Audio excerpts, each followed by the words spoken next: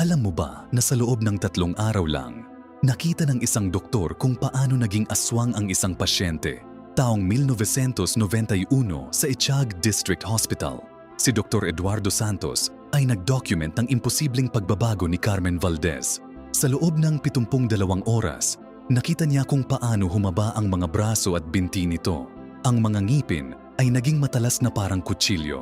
Ang mga mata ay kumikislap sa dilim tulad ng hayop. Ang pinakanakakagulat, si Carmen ay nagsasalita ng baliktad.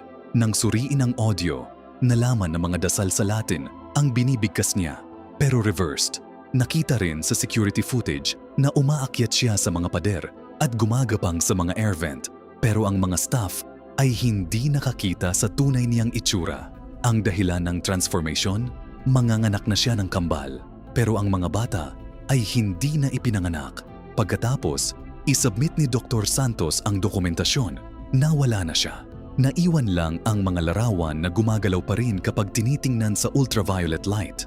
Hanggang ngayon, hindi pa rin siya nahanap.